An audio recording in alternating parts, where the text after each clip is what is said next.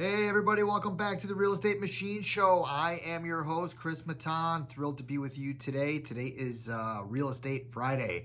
All things real estate. I got my EXP hat on. I got the world going on back there. And I got a really fascinating topic to talk about today. We're going to talk about seller net sheets. Not so much seller net sheets, but why they're important to a buyer.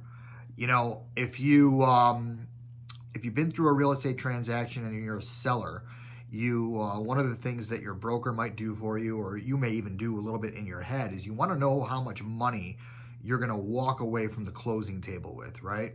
So you've got your sale price, and then you've got your expenses of that sale, which could be some title costs, some closing costs, real estate commissions, maybe a repair credit here or there, several different types of fees along that goes on that closing statement. But the biggest one is your mortgage amount, your outstanding balance on your mortgage, assuming you have debt on the property, right? If you don't have any debt, then the seller net sheet's pretty easy to figure out.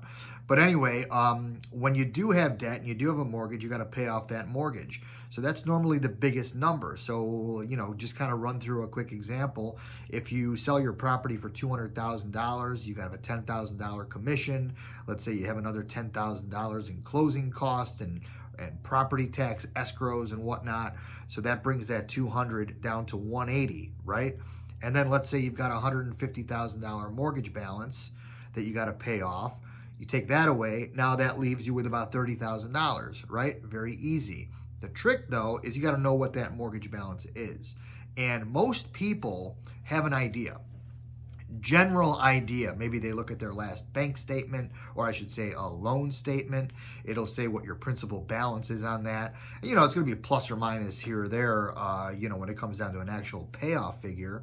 But you've got a general idea within $1,000 or a couple $1,000, right? So what if you don't?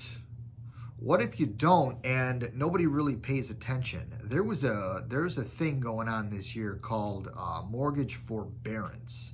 And, this was in response to the coronavirus, and it was a way for mortgage companies and banks to kind of like give a little bit of relief to people that maybe have lost their jobs and, kind of give them a little bit of relief on some of those mortgage payments.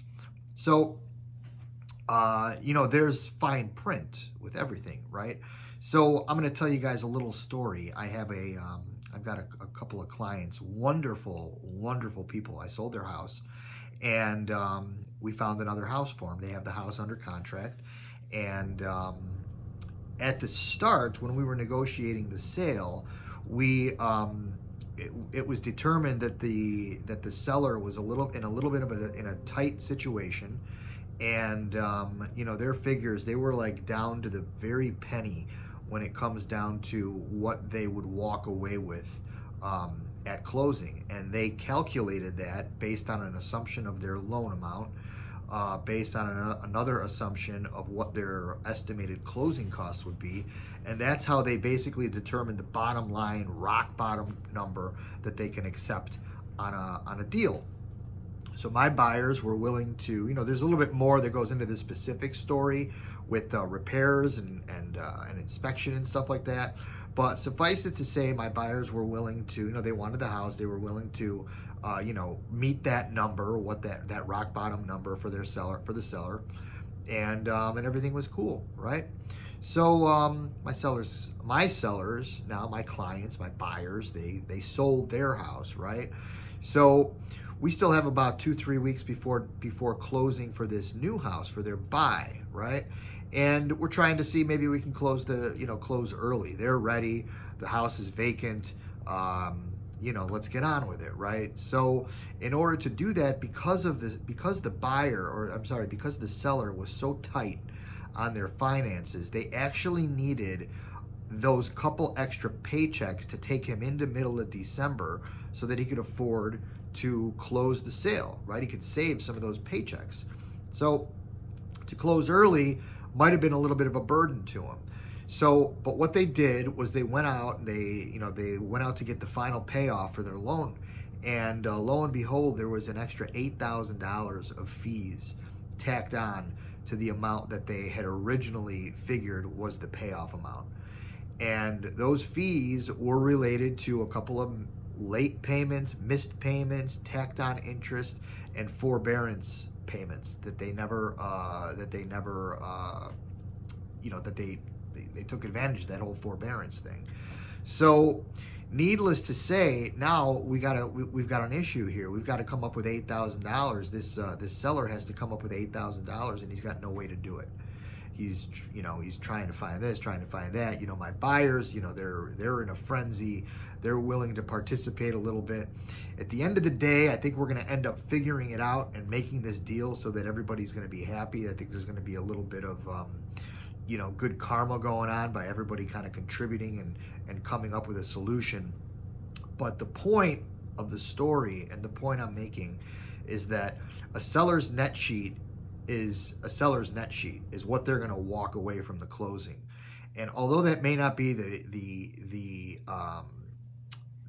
business of the buyer should know at the very least that the seller can afford to close at the price, at the negotiated sale price. Because if they're not, and at the 11th hour all of a sudden there's a shortage there, and he or she can't come up with it as a seller to close, that could be a major problem.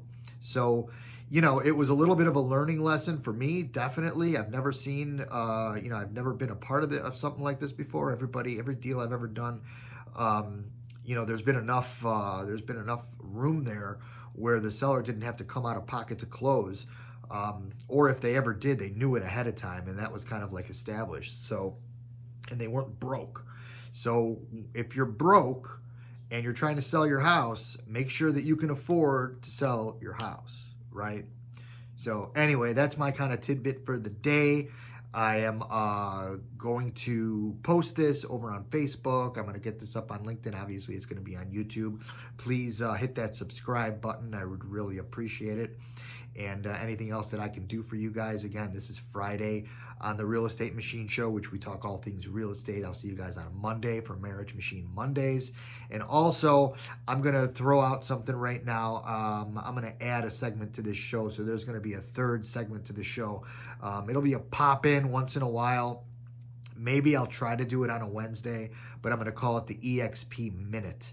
And what that is that's going to give you a little taste of what's going on at eXp Realty.